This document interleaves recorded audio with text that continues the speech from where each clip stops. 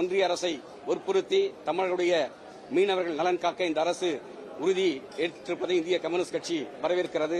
அதேபோல இந்த அரசு ஏற்கனவே ஓசூரில் வான்வழி மையம் அமைக்கப்படும் என்று அறிவிக்கப்பட்டு அது நிலவில் இருக்கிறது. அந்த வான்வழி மையம் அமைக்கவும், அதேபோல தமிழ்நாட்டில் இரண்டாம் கட்ட நகரங்களான ஓசூர், மதுரை, கோவையில் மெட்ரோ ரயில் திட்டம் கொண்டு வருவதற்கான நடவடிக்கைகள் மேற்கொள்ளப்படும் என்ற அறிவிப்பை இந்திய கம்யூனிஸ்ட் கட்சி வரவேற்கிறது. அதோடு இல்லாமல் கடந்த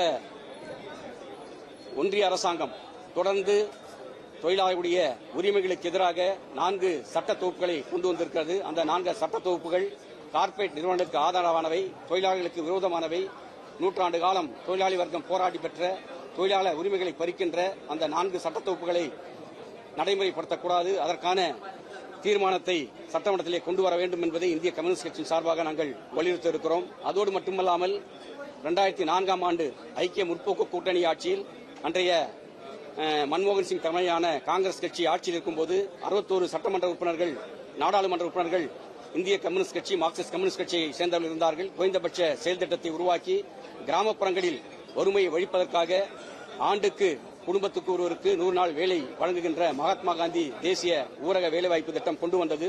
அந்த திட்டத்தை இன்றைக்கு ஒன்றிய அரசு சிதைக்கும் வகையிலே மகாத்மா காந்தி பெயரை பிடிக்காதவர்கள் இன்றைக்கு விபிஜி ராம்ஜி என்ற புதிய பெயரை வைத்து மாநில அரசுகள் 40% நிதியும், அதேபோல ஒன்றிய அரசு 60% நிதியோடு அந்த திட்டம் செயல்படுத்தப்படும் என்று அறிவிக்கப்பட்டிருக்கிறது.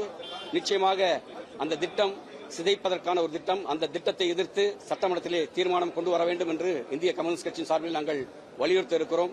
அதோடு மட்டுமல்லாமல் சமீப காலமாக தமிழ்நாட்டில் பெண்கள், குழந்தைகள், மூதாட்டிகள், அதேபோல மாற்றுத்திறனாளிக்கு எதிரான பாலியல் வன்கொடுமைகள், அதேபோல கொலை, கொள்ளை போன்ற குற்றங்கள் அதிகரித்திருக்கின்றன. அவற்றை இந்த அரசு இரும்பு கரம் கொண்டு ஒடுக்க வேண்டும். பெண்கள் மற்றும் குழந்தைகள் பாதுகாப்பை இந்த அரசு உறுதிப்படுத்த வேண்டும்.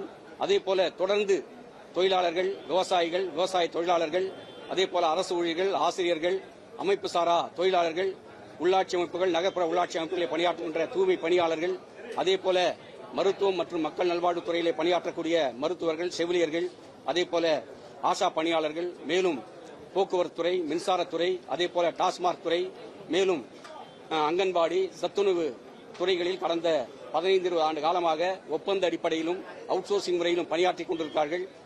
480 நாட்கள் பணியாற்றினால் அவர்களை பணி நிரந்தரம் செய்ய வேண்டும் என்று சட்டம் இருக்கிறது. தாவேக அரசும் நாங்கள் ஆட்சிக்கு வந்தால் 5 ஆண்டுகள் பணியாற்றியிருந்தால் அவர்களை பணி நிரந்தரம் செய்யப்படும் என்று தேர்தல் வாக்குறுதி கொடுத்திருக்கிறார்கள். அந்த வாக்குறுதியை நிறைவேற்றி 5 ஆண்டுகளுக்கு மேலாக பணியாற்றியவர்களை பணி நிரந்தரம் செய்ய வேண்டும் உள்ளிட்ட கோரிக்கைகளை நடைபெற இருக்கின்ற சட்டமன்ற கூட்டத்தொடரில் இந்திய கம்யூனிஸ்ட் கட்சியின் சார்பாக வலியுறுத்த இருக்கிறோம்.